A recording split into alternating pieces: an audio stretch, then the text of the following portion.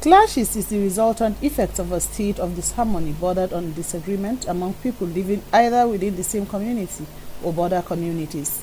Therefore, communal clashes result from the confusion that may occur among such people who take dislike towards approach to issues of great importance regarded by a given community. Such issues are predicated on farmer herdsmen, land reclamation, farmlands, religion, river tributaries, among others. Rearing herds of cattle in the West African sub-region and the Sub-Saharan Africa is a preoccupation of the Fulbe tribe, popularly referred to as the Fulani. The Fulani herdsmen, as the name implies, are people who often move alongside their herds of cattle from one African region to the other in search of greener pasture for their animals. They do not have specific destination or specific terminal point.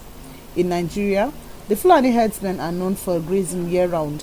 It begins in the north of the country as they move about with their animals within designated cattle routes, especially at the start of rainy season. But when the season is over, they move towards the coastal region of the country. These include the north central, southeast, southwest, and south-south.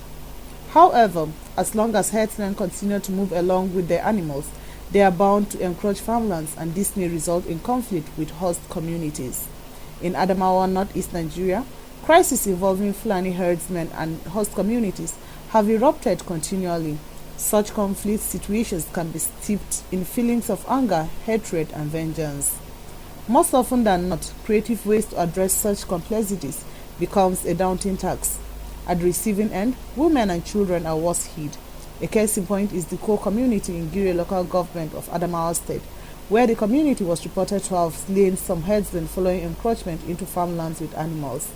Despite interventions by authorities for amicable resolution, the herdsmen came in at a later date to wreak havoc on the community.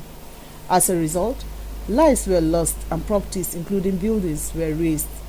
Women and children of this community bear the brunt as they roam the street in search of arms, while findings also reveal that some of the younger girls and women engaged unwillingly in prostitution in order to survive. Before the incident, we were living peacefully. We have food, we have everything in our own disposals. But after the crisis, especially those that lost their husbands, they find it difficult to feed, especially their children. Medical care, the school fees, how to take care of their children in school is very difficult for them. Life is difficult now. Yes, life is, especially for the women and the children, life is difficult. Actually, I felt so bad because I myself, my parents, they are farmers, and they have been, it has affected them a lot. These Fulani headmen, they have been entering anyhow, and you don't have the zeal to talk to them because definitely they will strike you down. You can no longer go to the farm to farm. Even if you go and spending much time as usual, you won't be able to spend time because you'll be thinking they will come and kill you.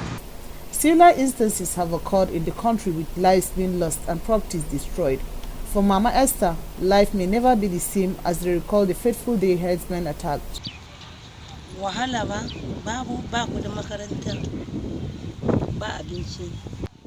Life has not been easy for us. We hardly find what to eat or how to take care of our children. We call on the government for urgent assistance, as the succor provided by them does not come to us.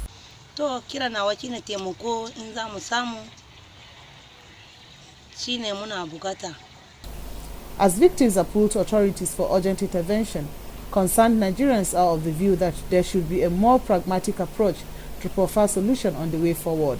Let me first describe it as unfortunate. Unfortunate in the sense that the society has been living very decent, very quiet, peaceful coexistence between ethnicities. It is unfortunate that this thing just came up to separate or divide people into so many groups. I want to believe, from my own point of view, that government didn't do anything as expected. Why? Because when the Fulani people first sent that letter, which they said was sent to them, the same letter was taken to the CP, and the CP was supposed to act on it immediately, but he didn't. I want to call on government to see the need to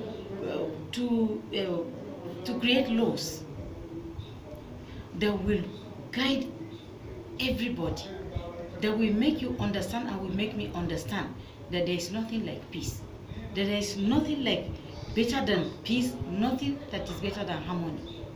Let the government itself, even if it is a workshop, they should create a workshop for these headsmen and the farmers.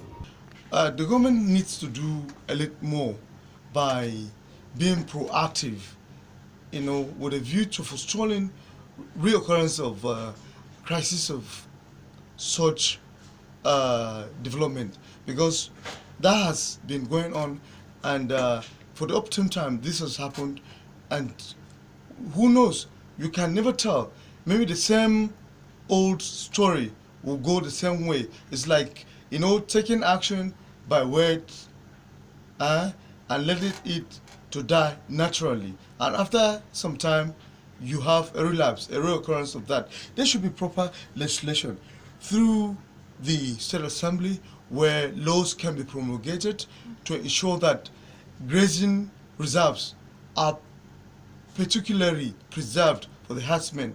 This will go a long way in forestalling reoccurrence of herdsmen farmers clash. Well, the government have assisted the people, but I want them to do more, most especially for the children and for the women and the children. And observed that increase in population, urbanization, and the lack of adequate cattle routes are the precipitory factors to this. Therefore, authorities in Nigeria need hasten up efforts at exploiting variables to end the continual crisis between herdsmen and farmers. Maria Albert Zirra, 26 News.